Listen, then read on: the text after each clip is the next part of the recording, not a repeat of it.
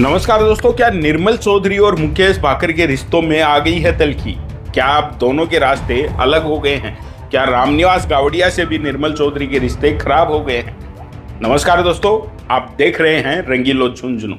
निर्मल चौधरी के साथ अब लाडनू विधायक मुकेश भाकर और एमएलए रामनिवास गावड़िया नहीं हैं। राजनीतिक हलकों में यह बातें बड़ी जोर शोर से चल रही हैं कि जिस मुकेश भाकर ने निर्मल चौधरी को राजस्थान यूनिवर्सिटी का चुनाव लड़वाया, उसका पूरा खर्चा उठाया, आखिर वह अब निर्मल चौधरी के साथ क्यों नहीं है? आखिर रामनिवास गावड़िया मुकेश भाकर से निर्मल चौधरी की दूरी क्यों बढ़ रही है? क्यों अब ये तीकड़ी साथ नजर नहीं आती?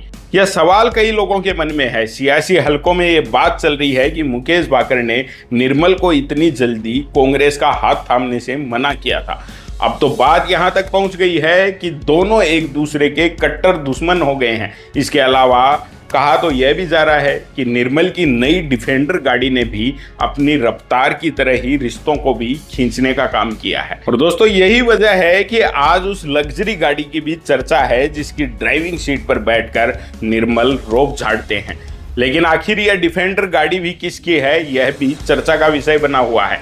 इन तीनों युवा नेताओं के बीच जो चल रहा है उसका अंदाजा आप इस बात से लगा सकते हैं कि निर्मल चौधरी ने 20 नवंबर को ना मुकेश भाकर को जन्मदिन की शुभकामनाएं दी और ना ही 9 अक्टूबर को रामनिवास गावड़िया को बधाई दी। दोस्तों, वो निर्मल चौधरी जो विपक्षी दलों के नेताओं को भी जन्मदिन की बधाई देते हैं, उन्होंने भाकर और गावड़िया को जन्मदिन की बधाई तक नहीं दी और ना ही बीते कुछ वक्त से दोनों नेताओं की निर्मल के साथ कोई मुलाकात हुई है। अब वाकई ये दूरियां कभी खत्म नहीं होंगी।